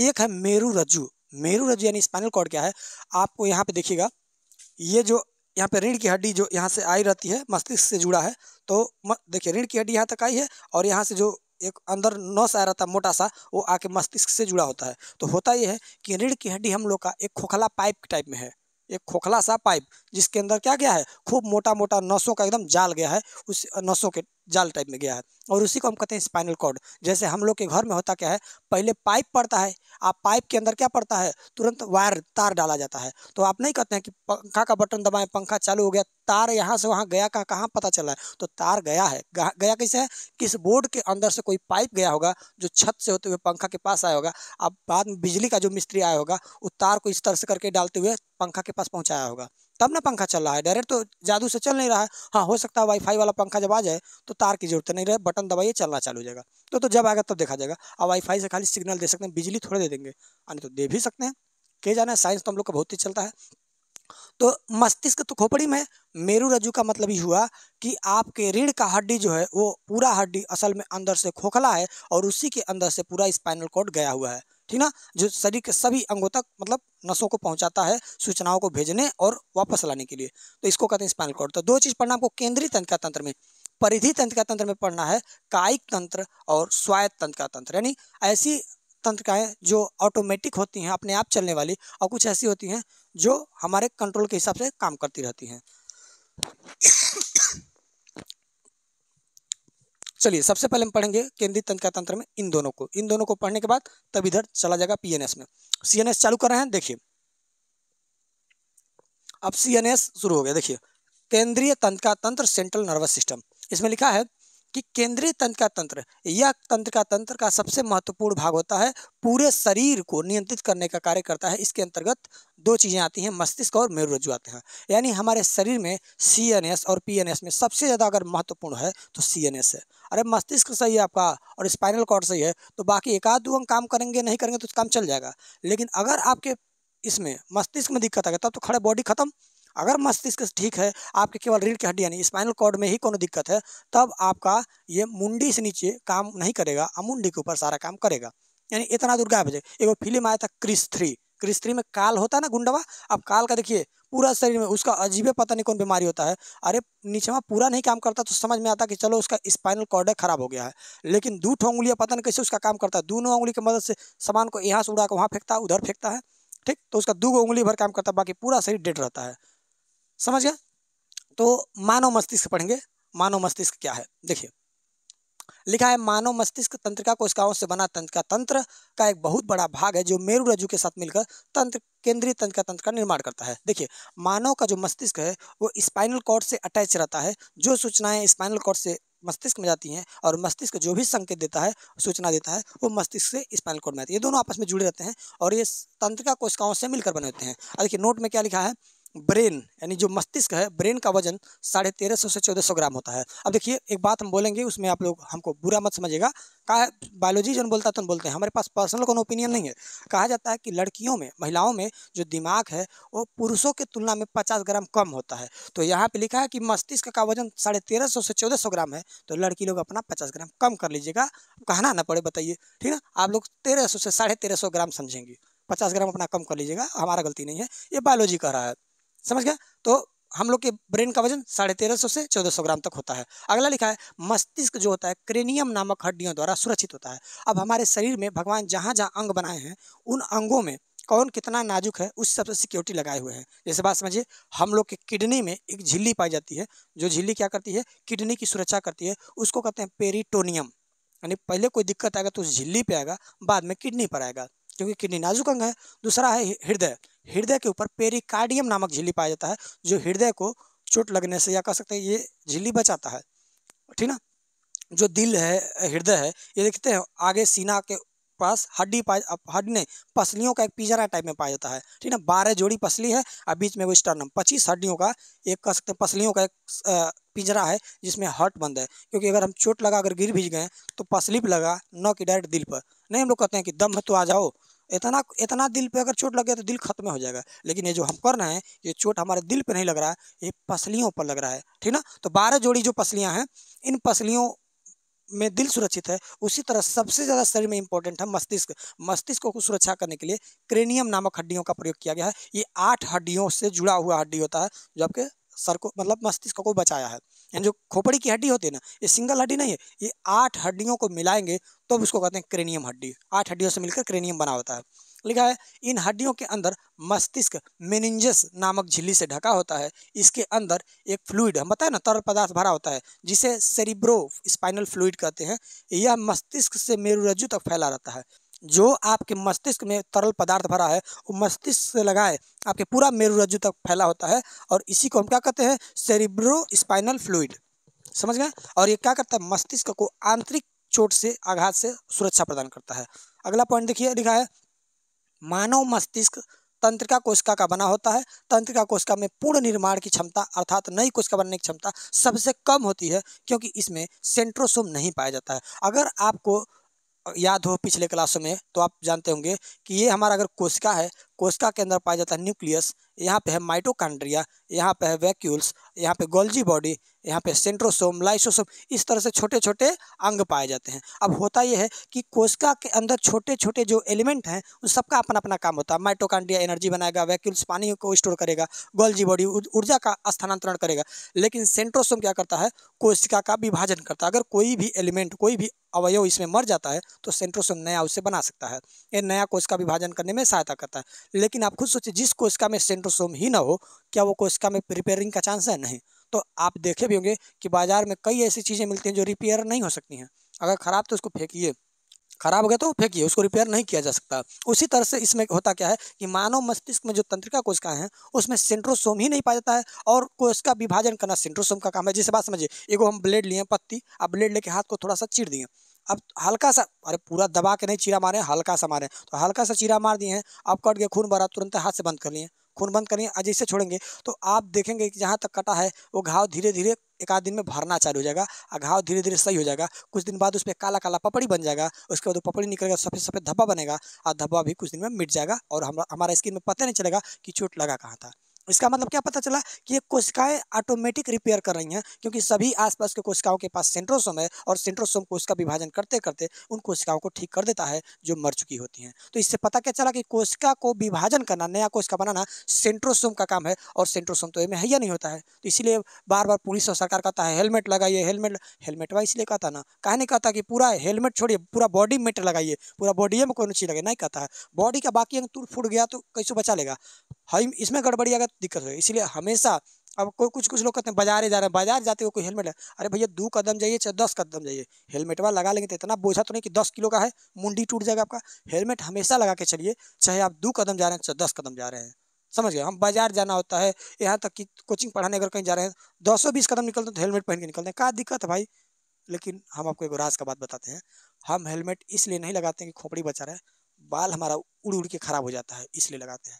लेकिन असली कारण ये भी है कि हेलमेट लगाना इसलिए जरूरी है कि आपकी खोपड़ी बची रहे। तो भाई हमारा जो भी कारण हो, अगर हम आपको पर्सनली बताएं तो हम बाल हमारा उड़ के जैसे पूरा उड़ के भूत ऐसा खड़ा हो जाता है, बलवा खराब हो जाता है, ये एकदम सुरक्षित रहे, धूल मिट्टी जितना सड़क पर उड़ रहा है वो हमारे बालों पर ना है, इसलिए हम हेलमेट लगाते हैं। तो भैया कौनो कारण लगा तो रहे ना, फायदा तो हमारा हो ही रहा है, लेकिन हम आपको राय देते हैं कि आप चाहे हेयर स्टाइल को देखिए चाहे किसी चीज़ को देखिए, हेलमेट हमेशा लगा के चलिए, क्योंकि अगर आपके मस्तिष्क में कोई तोड़फोड़ हो गया तो उसमें तंत्रिका कोशिका है, और तंत्रिका कोशिका में सेंट्रोसोम नहीं है, और सेंट्रोसोम ही रिपेयर का काम करता है। यानी आप गए तो हम ट्रैफिक पुलिस की तरफ से आपसे विनती करते हैं कि आप लोग हेलमेट का प्रयोग करें, चाहे नर हो या मादा। मादाओं में यानी लड़कियों में देखा जाता है वो सब अलगे हीरोइन बन के चले, हेलमेट क्या होता है, व्हाट इज हेलमेट।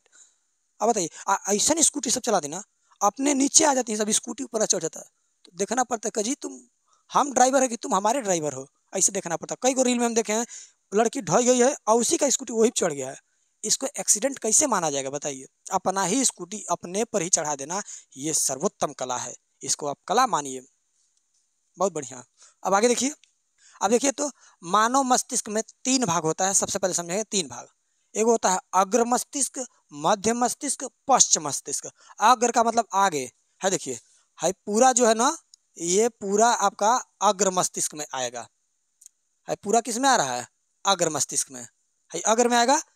अच्छा ब्लू वाला जो बना रहे हैं, देखिए अग्र मस्तिष्क में आ गया, गड़बड़ा गया जी, हाँ रुकिए तो,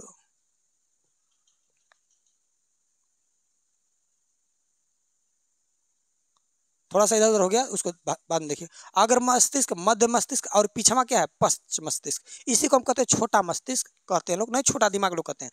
तो पीछवा है देखिए यहाँ पे पश्च मस्तिष्क है, पूरा यहाँ से यहाँ तक ऊपरी जो हिस्सा है ऊपरा वाला, ये है अग्र मस्तिष्क। अब मध्य यानी बीचवा में है मध्य मस्तिष्क, तो और ऊपर क्या देखिए खोपड़ी है, ठीक ना। आप देखिए बीच में मध्य मस्तिष्क है, पीछे पश्च मस्तिष्क है, ठीक। इस चित्र को आप बढ़िया से बनाने के लिए प्रैक्टिस कर लीजिएगा, क्योंकि बोर्ड पेपर में ये बहुत ज़्यादा जरूरी है। चलिए हम इनके बारे में पढ़ना चालू करते हैं थोड़ा सा, तब आपको समझ में आएगा कि क्या कहाँ पे क्या है या किसका काम क्या है, इसको पढ़ के पता चलेगा। अब देखिए एक इसी में ग्रंथि दिखाई गई है, इस ग्रंथि को थोड़ा सा ध्यान दीजिएगा। इस ग्रंथि का नाम है पीयूष ग्रंथि। पीयूष ग्रंथि को मास्टर ग्रंथि कहा जाता है, लगभग 13 हार्मोन को अकेले निकालती है, स्रावित करती है, ठीक ना। पीयूष ग्रंथि, इसको मास्टर ग्रंथि कहते हैं, बहुत छोटी सी होती है, मस्तिष्क के आधार तल में पाई जाती है, समझ गए। और ये है मेरुरज्जु जो आपके रीढ़ की हड्डी में गया है, ये मस्तिष्क से सारा सूचना कैसे आता है, मेरुरज्जु से होते हुए आपके रीढ़ की हड्डी में जाता है। अब चलिए ब्रेन के बारे में पढ़ेंगे। अभी देखिए, अभी हम क्या पढ़ रहे हैं, याद है ना, CNS सेंट्रल नर्वस सिस्टम, पहले बीचों बीच का पढ़ लेंगे, तब अगल बगल का PNS वाला पढ़ेंगे। अब देखिए मस्तिष्क, ब्रेन के बारे में पढ़ने जा रहे हैं हम लोग। मस्तिष्क देखिए, मस्तिष्क का 3 भाग है। पहला है अग्र मस्तिष्क, मध्य मस्तिष्क, पश्च मस्तिष्क। अग्र मस्तिष्क को कहते हैं फोर ब्रेन, मध्य मस्तिष्क को कहते हैं मिड ब्रेन, और पश्च वाले को कहते हैं hind brain. Fore brain, mid brain, hind brain. अब देखिए अग्र मस्तिष्क का 3 भाग, सेरिब्रम, थैलेमस, हाइपोथैलेमस। पहला बताइएगा, सेरिब्रम, थैलेमस, हाइपोथैलेमस। और इसमें कार्पोरा सेरिब्रल पेंडिकल, कार्पोरा सेरिब्रल पेंडिकल। और इधर देखेंगे cerebellum, medulla oblongata, cerebellum, medulla oblongata. अब देखिए 3 दूपान दूसात, यानी अब समझिए सबसे मेन क्या था, मस्तिष्क। मस्तिष्क का कितना टाइप में, 3 गो, अग्र, मध्य, पश्च। अग्र मस्तिष्क का भी 3 ठो, सेरिब्रम, थैलेमस, हाइपोथैलेमस। मध्य मस्तिष्क का 2 गो था, कार्पोरा सेरिब्रल पेंडिकल। और इसका था यानी पश्च मस्तिष्क का भी 2 ठो, सेरिबेलम, मेडुला ऑब्लंगाटा। अब इसको पढ़ना चालू करते हैं कि क्या क्या है। तो देखिए सबसे पहले पढ़ेंगे हम अग्र मस्तिष्क के बारे में। अग्र मस्तिष्क क्या है, तो देखिए लिखा है कि यह सोचने वाला मुखा लिख दिया है गलती से, यह सोचने वाला मुख्य भाग है। इसमें विभिन्न ग्राहियों से संवेदी आवेग प्राप्त करने के क्षेत्र हैं। इसमें सुनने, देखने और सूंघने के लिए विशेष भाग होते हैं। यह ऐच्छिक पेशियों की गति को नियंत्रित करता है। इसमें भूख से संबंधित केंद्र हैं। यानी इसका समझने का मतलब यह है कि जो अग्र मस्तिष्क है उसमें आपको भूख लग रहा है, प्यास लग रहा है, अंदर शरीर के अंदर क्या क्या मतलब चीज़ें हो रही हैं, जैसे देखना, सुनना, ये सारी जो ग्राहियाँ हैं वो जानकारी जाके कहाँ पे देती हैं, अग्र मस्तिष्क को देती हैं। अग्र मस्तिष्क का ही काम है सोचना, समझना, तर्क करना। यानी ये सारा चीज़ें नहीं लोग कहते हैं अरे वो बहुत तेज सवाल लगाता है, अरे भैया ओकर अग्र मस्तिष्क तेज होगा। सोचने का जो केंद्र कौन है, अग्र मस्तिष्क। अब इसमें हम दिमाग तेज बताए हैं, आज जब बाद में सेरिब्रम में बताएंगे तो आप ये मत कहिए अरे सर दोनों में तो वही चीज़ आ गया। अरे भाई अग्र मस्तिष्क के अंदर ही तो सेरिब्रम है, थैलेमस है, हाइपोथैलेमस है। तो देखिए तो इसमें लिखा क्या है, सबसे पहले अग्र मस्तिष्क को 3 भागों में बांटा गया है। पहला है सेरिब्रम। सेरिब्रम को 2 नामों से जाना जाता है, सेरिब्रम कहिए या प्रमस्तिष्क कहिए, सेरिब्रम या प्रमस्तिष्क। एक बार आपको दोबारा हम समझा देते हैं। देखिए यहाँ पे जो सेरिब्रम है इसको आप प्रमस्तिष्क कह सकते हैं, प्रमस्तिष्क कह सकते हैं। और यहाँ पर सेरिबेलम को हम कह सकते हैं अनुमस्तिष्क कह सकते हैं। देखिए प्रमस्तिष्क, अनुमस्तिष्क, किसको, सेरिबेलम को सेरिबेलम कहिए चाहे अनुमस्तिष्क, सेरिब्रम को प्रमस्तिष्क कहिए चाहे सेरिब्रम कहिए, दोनों नाम इसके होते हैं। इसका भी 2 नाम है और इसका भी 2 नाम है। अब देखिए लिखा है यह मस्तिष्क का सबसे बड़ा भाग, सेरिब्रम क्या होता है, मस्तिष्क का सबसे बड़ा भाग होता है तथा विकसित भाग होता है। यह कुल मस्तिष्क है, यानी आपके दिमाग यानी मस्तिष्क में जितना मस्तिष्क है टोटल 66% हिस्सा खाली सेरिब्रम होता है, यानी सबसे बड़ा हिस्सा सेरिब्रम होता है। इसका मुख्य कार्य क्या है, बुद्धि और चतुराई का केंद्र होता है, बुद्धि और चतुराई का केंद्र होता है। इसमें सोचने समझने की शक्ति, घृणा करने की, नई कार्य करने की प्रेरणा, नई नई चीज़ों को सीखना, भय, ह्रास, कष्ट, इन सब क्रियाओं को ये मैनेज करता है। यानी आप कोई नया चीज़ सीखना चाह रहे हैं, जिसने लोग कुछ लोगों को नई नई चीज़ों में इंटरेस्ट आता है कि चलो नया जगह घूमने चला जाए, कोई नया चीज़ सिखाया जा रहा है सीखा जाए, तो इन यानी आप कुछ भी नया करना हो, किसी से नफरत, प्रेम, घृणा, सारा झमेला आपके किस में है, सेरिब्रम में है। सारा झमेला कहाँ पे है, सेरिब्रम में। आप कितने चतुर हैं, कितने बुद्धिमान हैं, कितने सोचने वाले हैं, कितने समझदार हैं, सब कहाँ पे है। आपको डर लगता है, आप किसी चीज़ से कष्ट होता है, ये सारा चीज़ सेरिब्रम में है। अगर आपका सेरिब्रम पकड़ के नोच फेंक दिया जाए, मतलब हटा दिया जाए, अब आपको न किसी से दुश्मनी है न किसी से प्रेम है, एकदम साधु महात्मा। अब हमारे कहने का मतलब ये नहीं है कि साधु महात्मा के पास सेरिब्रम नहीं होता है, यानी वो अपने सेरिब्रम को कंट्रोल कर पाते हैं तपस्या से, योग से। लेकिन हम लोग क्या करते हैं, सेरिब्रम जहाँ न जाएगा वहाँ ना जाएंगे। सेरिब्रम कहता है बहुत पढ़ना है, बहुत टेंशन है, कहते ओहो, और पढ़ने के नाम से सर दर्द होने लगता है। बताइए अरे काहे टेंशन ले रहे हो यार, नहीं पढ़ पा रहे छोड़ दो पढ़ाई। क्योंकि अगर आप मैनेज नहीं कर पा रहे हैं तो क्या मतलब हुआ। तो सेरिब्रम क्या करता है, इसको जैसे आप मैनेजमेंट करेंगे, जितना मजबूत बनाना चाहेंगे उतना ज़्यादा विकसित होता है। और सेरिब्रम जब बच्चे छोटे रहते हैं उस समय ज़्यादा एक्टिव रहता है, ज़्यादा सीखने की क्षमता विकसित होती रहती है। तो उसी समय बच्चों को ज़्यादा प्रयास करना चाहिए कि आगे बढ़ें। अब आगे देखिए लिखा है नोट में, जिस व्यक्ति में सेरिब्रम औसत से छोटा होता है, यानी जितना होना चाहिए एवरेज से उससे कम होता है, वह व्यक्ति मंद बुद्धि का होता है। अब देखिए हमारे पास यहाँ पे जब हम कोचिंग पढ़ाते हैं बच्चों को, तो छोटे बैच वाले बच्चों में एक बच्चा आता है, छोटा सा है, वो हमारे पास पढ़ रहा है, समझिए 4 या 5 साल से, 4-5 साल से वो बच्चा पढ़ रहा है। और उसको कितना हूँ हम मतलब जैसे ट्राई करके सिखाए हैं, बार बार उसको हम सिखाते हैं, जोड़ घटाना गुणा भाग।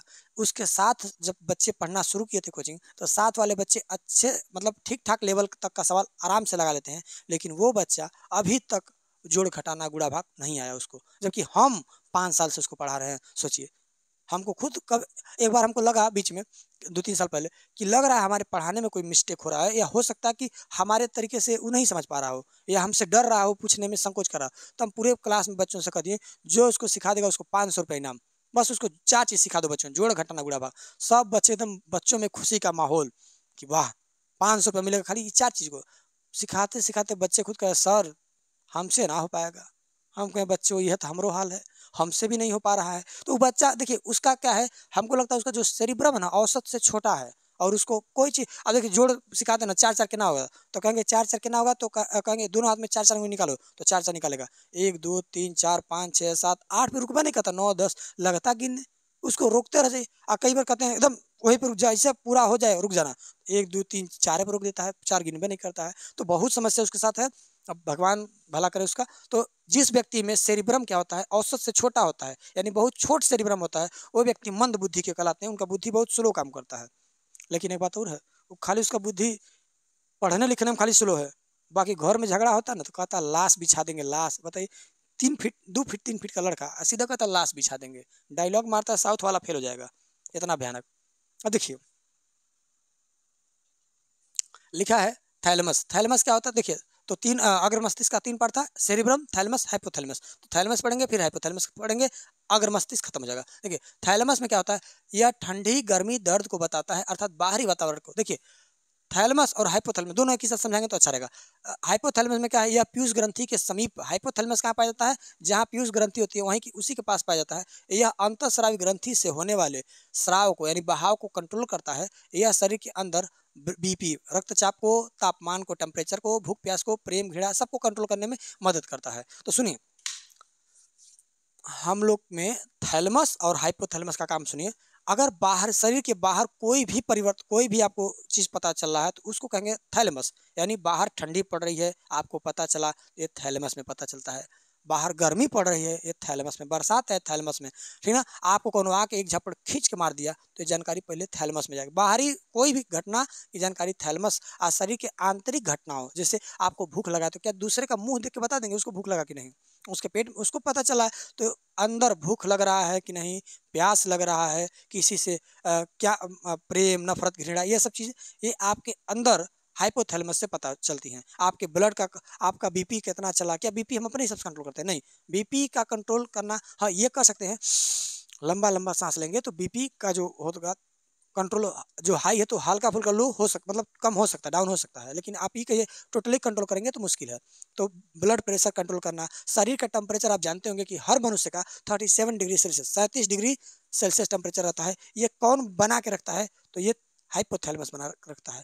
अंदर पेट दर्द हो रहा है, हाइपोथैलेमस बताएगा। बाहर से कोनो चोट लगा है, थैलेमस बताएगा। तो बाहर की सभी घटनाओं को थैलेमस, अंदर का कोनो दिक्कत हो रहा है तो हाइपोथैलेमस। टेम्परेचर बाहर का बात नहीं है, अंदर का हाइपोथैलेमस। प्रेम किसी से करें ना करें, क्या कंट्रोल करना है, किससे नफरत करें ना, ये सब हाइपोथैलेमस में होता है। समझ गए। अब इसमें लिखा है हाइपोथैलेमस को ताप नियंत्रक ग्रंथि भी कहा जाता है। हाइपोथैलेमस क्या कहता है, टेम्परेचर को कंट्रोल करने वाली ग्रंथि है। जब शरीर के अंदर का तापमान बढ़ता है तो यह पसीना निकालने का आदेश देता है। हाइपोथैलेमस को इमोशन सेंटर भी कहा जाता है, यानी ये इमोशन सेंटर भी है, इससे कंट्रोल भी होता रहता है इमोशनों का, यानी हम लोग के फीलिंग्स का। अब होता क्या है, इसको ताप नियंत्रक ग्रंथि कहाँ कहा जाता है, जैसे मान लीजिए आप कहीं धूप में जाके खड़े हुए हैं, तो आपको भी मालूम है कि अगर ठंडी जगह पे खड़े होंगे तो शरीर का टेम्परेचर गिरना चाहेगा, और गर्मी जगह खड़े होंगे तो बढ़ना चाहेगा। तो जैसे हम कहीं गर्मी जगह पे खड़े हैं, धूप में खड़े हैं, अब धूप का टेम्परेचर, बाहर का इन्वायरमेंट जो पर्यावरण है उसका टेम्परेचर है 46 डिग्री, 45 डिग्री या 40 डिग्री। तो जैसे हमारा शरीर भी 40 जाना चाहेगा, जैसे हमारा शरीर 37 से ऊपर जाने का प्रयास करता है, तुरंत हाइपोथैलेमस क्या करता है, पसीना निकालो, और जैसे पसीना निकलता है तो फिर 37 पर आ गया, फिर जाने को उसके 37 पे आ जाएगा। समझ गया। तो ठंडी में हमारा शरीर जबरदस्ती गर्म कर देता है हाइपोथैलेमस, और गर्मी में ठंडा कर देता है हाइपोथैलेमस। यानी आपके शरीर का जो टेम्परेचर है वो हमेशा 37 डिग्री सेल्सियस बना के रखता है, कौन, हाइपोथैलेमस। हाइपोथैलेमस, हाइपोथैलेमस आपके शरीर का टेम्परेचर 37 डिग्री सेल्सियस में कंट्रोल बनाए रखता है। बुखार उखार होने पर यह बढ़ सकता है, बाकी समय में दिक्कत नहीं है। अब देखिए दूसरा जो ब्रेन है, मिड ब्रेन, जिसको हम कहते हैं मध्य मस्तिष्क। अगर मैं 3 को पढ़ चुके हैं, ठीक ना। चलिए एक बार थोड़ा सा नक्शा देखिए क्या क्या हम पढ़ रहे हैं। तो हम पढ़ रहे थे तंत्रिका तंत्र। तंत्रिका तंत्र का 2 भाग था, केंद्रीय तंत्र का तंत्र, परिधीय तंत्र का तंत्र। केंद्रीय तंत्र का तंत्र में 2 भाग था, मस्तिष्क और मेरुरज्जु। तो मस्तिष्क हम पढ़ रहे हैं, मस्तिष्क का भी 3 भाग था, अग्र मस्तिष्क, मध्य मस्तिष्क, पश्च मस्तिष्क। तो अग्र मस्तिष्क में भी 3 भाग था, सेरिब्रम, थैलेमस, हाइपोथैलेमस। तो हाइपोथैलेमस अभी हम खत्म किए हैं, अभी दूसरा नंबर पे है मध्य मस्तिष्क पे। देखिए, यह शरीर की सभी अनैच्छिक क्रियाओं को नियंत्रित करता है। मध्य मस्तिष्क जो आपका है, जो बीच वाला मस्तिष्क है, वो अनैच्छिक क्रिया को कंट्रोल करता है, यानी ऐसी क्रियाएं जो आपके कंट्रोल में नहीं होती हैं। जैसे कि आप चाहते हैं कि दिल को धड़को, तो कहेंगे धड़को जी, धक धक धक। आप कह देंगे रुक जाओ, तो रुक जाएगा नहीं। आपके कहने से ना दिल धड़केगा और ना आपके कहने से दिल रुकेगा। दिल का धड़कना ऑटोमेटिक है, अपने आप ये होने वाली क्रिया है। इसको हम कहते हैं अनैच्छिक क्रिया, हमारी इच्छा से नहीं हो रहा है। समझ गए? भोजन का पचना अनैच्छिक क्रिया, खून का बहना अनैच्छिक क्रिया। आप चाहेंगे तो खून और रोक देंगे, या भोजन में आप करते हैं, मान लीजिए रोटी सब्जी दाल चावल ये खा गए, आप कहेंगे जा तो रहे हो, पचते रहना, और जैसे पेट में पहुंचा तो पच रहे हो कि नहीं, पूछते रहते नहीं। ये ऑटोमेटिक होता है। आप भोजन खाएं, जैसे अंदर गया, अब आपका जिम्मेदारी खत्म, अंदर सारा अनैच्छिक काम अपने ऑटोमेटिक काम चलता रहता है। तो लिखा है इसमें यही है कि अनैच्छिक क्रियाओं का नियंत्रण किससे होता है? मध्य मस्तिष्क को।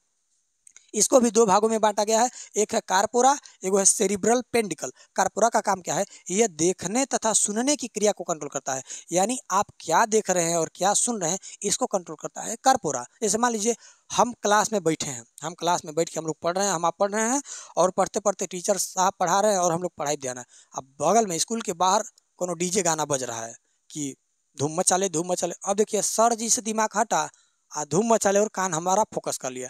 तो हमारे पढ़ाई करते समय या कोई काम करते समय तरह तरह की आवाज़ें हमारे कान में आती हैं, लेकिन हमारा मस्तिष्क किस पे फोकस करता है ये हम पे डिपेंड करता है। आप कितनों बगल में डीजे बजता है, अभी नहीं हम कहेंगे खूब तेज आवाज़ कर दे, नहीं। अगर नॉर्मली जितना आपके टीचर पढ़ा रहे हैं उससे कम साउंड में कोई भी साउंड अगर आपके कान में आ रहा है, तो आपका इच्छा है कि आप अपना जो मस्तिष्क है, यानी आपके कॉर्पोरा को कहाँ पे केंद्रित कर रहे हैं। सर जी का बात सुनेंगे तो सर जी का सारा बात सुनाई देगा। अगर आप डीजे पर कान गया तो वहाँ पे लड़का चिल्ला रहा है, उधर ध्यान गया, यानी जिधर आप सुनना चाहेंगे आप नियंत्रण करेंगे। और नियंत्रण करता है मिड ब्रेन, मध्य मस्तिष्क का कार्पोरा। कार्पोरा देखने और सुनने की क्रिया कंट्रोल करता है। आपके सर जी पढ़ा रहे हैं, आपको सर जी को नहीं देख जा रहा है, अपने दोस्तों को देख रहे हो, उसको मार रहा है, हम वही में मार देंगे। बताइए जरूरी है? बच्चा कोई पढ़ा रहा है और आप मारा पीटा लगा करके हैं, तो आपका देखना, आप क्या देख रहे हैं आप क्या सुन रहे हैं, ये कार्पोरा कंट्रोल करता है। ठीक, अब इसमें लिखा है कि सेरिब्रल पेंडिकल क्या है, तो यह ब्रेन को मेरुरज्जु से जो जोड़ता है। सेरिब्रल पेंडिकल क्या है? ये मस्तिष्क का वह भाग है जो मस्तिष्क को रीढ़ की हड्डी के अंदर जो स्पाइनल कॉर्ड है उसको दोनों को जोड़ता है। ठीक, अच्छा एक बार चित्र थोड़ा दिखा दें आपको। देखिए, ये देखिए, ये मस्तिष्क है और ये आपका जो रीढ़ की हड्डी में है मेरुरज्जु इसी कहते हैं। तो ये और ये CNS में आएगा, और जो इधर गया है सब इधर गया है, इसको PNS कहते हैं, पेरिफेरल नर्वस सिस्टम। यहाँ पे भी देख सकते हैं, देखिए ये मस्तिष्क है और ये जो आ रहा है रीढ़ की हड्डी में ये है स्पाइनल कॉर्ड मेरुरज्जु है। यहाँ से यहाँ तक मेरुरज्जु, और है क्या है? ब्रेन, मस्तिष्क है। ठीक है, ये हम 3 भाग पढ़ा रहे हैं। कौन कौन? अग्र मध्य पश्च। तो अग्र भी खत्म, मध्य भी खत्म, अब पढ़ेंगे हम लोग पश्च। और यहाँ पे देखिए, तो यहाँ पे क्या दिखाई दे रहा है? मस्तिष्क से जो मेरुरज्जु है इसके अगल बगल जो है ये परिधि तंत्र का तंत्र में आएगा। देखिए पश्च मस्तिष्क हो गया था, अरे पश्च कहाँ हुआ था भाई, तो मध्य हुआ था ना। हाँ, अब तीसरा का हेडिंग है पश्च मस्तिष्क, हिंड ब्रेन। लिखा है यह भी अनैच्छिक क्रियाओं को नियंत्रित कंट्रोल करने में सभी अनैच्छिक क्रियाएं जैसे रक्तदाब, लार का आना, वमन पश्च मस्तिष्क स्थित मेडुला द्वारा नियंत्रित होती है। अच्छा, उल्टी वगैरह जो होता है वो आदमी अपने आप नहीं करता है, उसमें भी मस्तिष्क का भाग, ये जो पश्च मस्तिष्क है वो कंट्रोल करता है कि आपके ब्लड का प्रेशर क्या होगा, क्या होना है, कितना मेंटेन करके रखना है, कितना कम ज़्यादा नहीं करना है। लार आपके मुंह में आप थोड़ी बना रहे हैं, या अनैच्छिक क्रिया है, अपने आप हो रहा है। तो ये सब काम पश्च मस्तिष्क से होता है। इसमें भी दो है, एगो सेरिबेलम जिसे अनुमस्तिष्क हम पहले ही बताए हैं, अनुमस्तिष्क कहते हैं, एगो मेडुला ऑब्लंगाटा। सेरिबेलम क्या है? तो लिखा है यह ब्रेन का दूसरा सबसे बड़ा भाग है। सबसे पहला बड़ा भाग कौन था? तो सेरिब्रम, 66% अकेले था। अब बाकी दूसरा सबसे बड़ा भाग कौन है? सेरिबेलम। यह दूसरा सबसे बड़ा भाग होता है। यह संतुलन बनाने तथा ऐच्छिक मांसपेशियों पर नियंत्रण रखता है।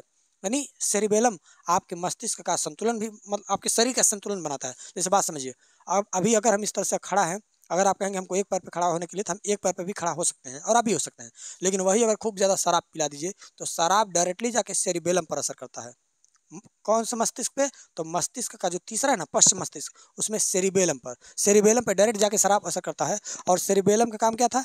संतुलन बनाए रखना शरीर का। अगर संतुलन बिगड़ने लगता है तो देखो ना, शराबी कहता है हमको कौन बोलेगा जी, तो काहे कहता है कि उसके शरीर का संतुलन अब वो चाहता है, कुछ कुछ तो जानबूझ के नौटंकी करते हैं, सब लड़खड़ाक चलते हैं, लेकिन अगर आप शराब पी लिए हैं तो आप कितना संतुलन बनाइए, सेरिबेलम तो आपका डैमेज हो गया। डैमेज मतलब कुछ देर के लिए वो गड़बड़ा जाता है और अपना संतुलन खो देता है। तो देखिए, तो सेरिबेलम शरीर का संतुलन बनाता है और ऐच्छिक मांसपेशियों पर उसका कंट्रोल होता है। और जब सेरिबेलम गड़बड़ा जाता है शराब वराब पीने से, तो आपका संतुलन टोटल गड़बड़ा जाएगा। अब देखिए, मेडुला ऑब्लंगाटा क्या है, तो यह मस्तिष्क का सबसे पिछला भाग, मेडुला इधर पीछे है, ऑब्लंगाटा ये सबसे पिछला भाग होता है। और ये उपापचय यानी हृदय के धड़कन को, आहार नाल में भोजन कैसे जा रहा है, पाचन कैसे हो रहा है, कर्मानुकुंचन गति को, ये सब को कंट्रोल करता है मेडुला ऑब्लंगाटा। यानी आपके शरीर में जो आप भोजन किए वो पच रहा है कि नहीं, भोजन आहार नाल में कैसे कैसे आगे बढ़ रहा है पचते हुए, इसको कंट्रोल करता है मेडुला ऑब्लंगाटा।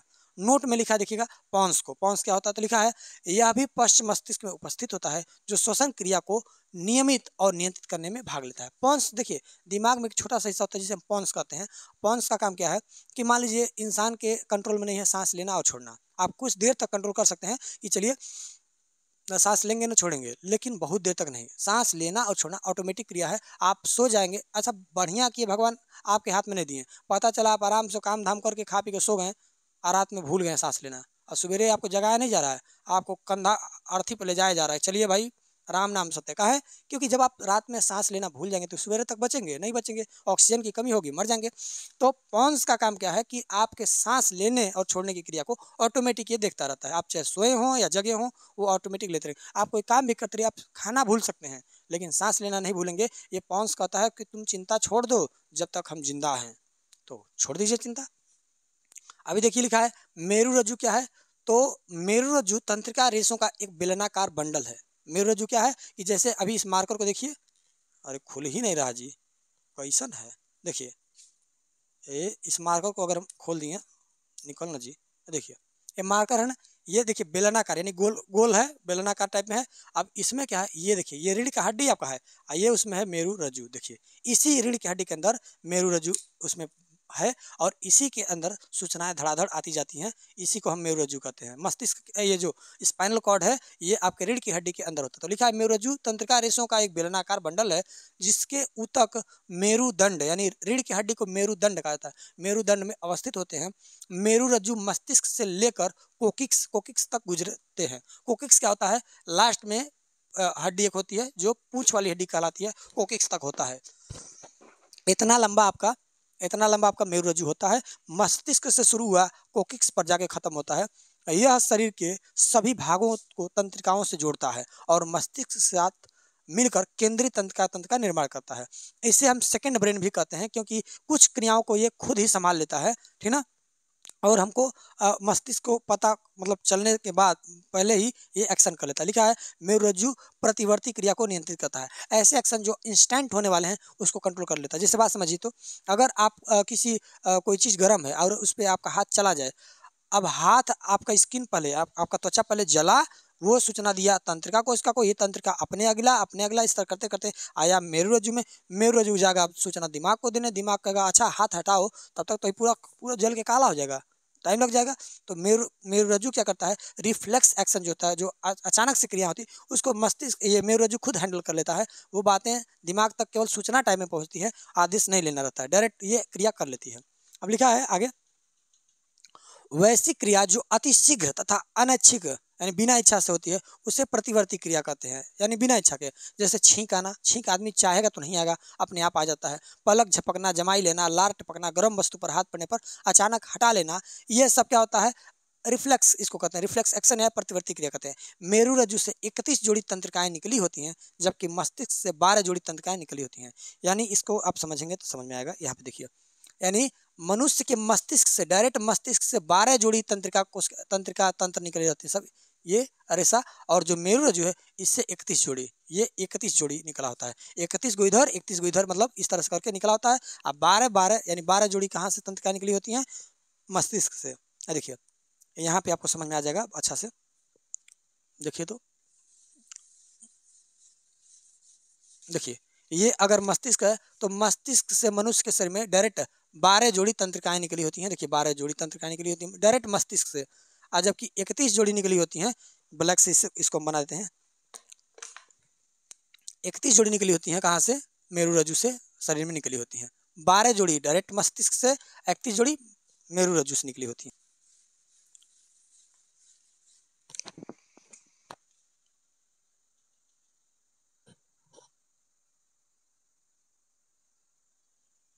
चलिए अगला हेडिंग है परिधि तंत्रिका तंत्र यानी peripheral nervous system, PNS. CNS को हम पढ़ लिए, पीएनएस को अगले लेक्चर में पढ़ेंगे। जय हिंद, जय भारत।